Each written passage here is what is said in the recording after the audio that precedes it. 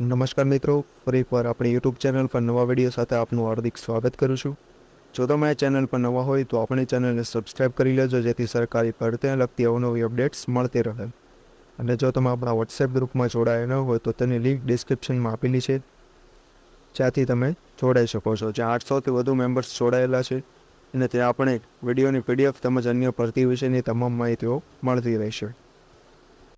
તો મિત્રો, આજના વિડીયોમાં ગ્રાન્ટેડ એટલે કે અનુદાનિત શાળામાં કાયમી ધોરણે શિક્ષક સેવકની જે ભરતી જાહેર કરવામાં આવેલી છે, જે તમામ વિષય અથવા તો અન્ય વિષયમાં અને પ્રાથમિક તેમજ ઉચ્ચતર માધ્યમિક વિભાગ માટે જે શિક્ષકોની ભરતી જાહેર કરવામાં આવેલી છે, તો આ વિશેની સંપૂર્ણ માહિતી આ વિડીયોમાં મેળવીશું. તો ચાલો મિત્રો, વિડીયો શરૂ કરીએ.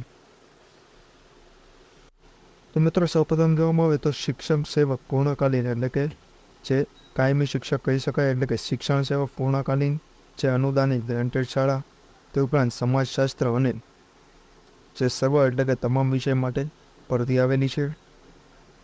તે ઉપરાંત BA BEd TET આવશ્યક એટલે કે ટેટ પરીક્ષા આવશ્યક અને HSC BEd જે સર્વ વિષયમાં જે ગુજરાતી માધ્યમમાં ભરતી આવેલી છે અને બંને નિમણૂકનો પગાર બિન અનામત, તે ઉપરાંત પ્રચલિત શાસન નિયમ અનુસાર જે પગાર મળવાપાત્ર થશે.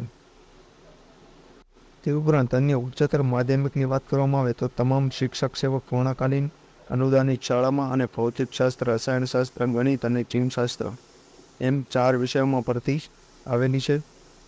તે ઉપરાંત તેની લાયકાત MSc BEd જે 4 ભરતીમાં કોમન છે, જે બિન અનામત અને પ્રચલિત શાસન નિયમ અનુસારનો પગાર રહેશે. અરજીની વાત કરવામાં આવે તો નવાપુર એજ્યુકેશન સોસાયટી અલ્પભાષિક સંસ્થા સંચાલિત શાળા અને જુનિયર કોલેજમાં શિક્ષક સેવકની નિયુક્તિ કરવાની હોય. સ્વહસ્તાક્ષરમાં પાસપોર્ટ ફોટો સહિત જાહેરાત પ્રસિદ્ધ થયાના 10 દિવસમાં પહોંચે તે રીતે અરજી મોકલવાની રહેશે. તે શાળાનું નામ અને સંપૂર્ણ સરનામું અહીં દર્શાવવામાં આવેલું છે અને તેને PDF પણ આપણા વોટ્સએપ ગ્રુપ પરથી મળી જશે. તો આજના વિડીયોમાં બસ આટલું જ. ફરી મળીશું નવી માહિતી સાથે.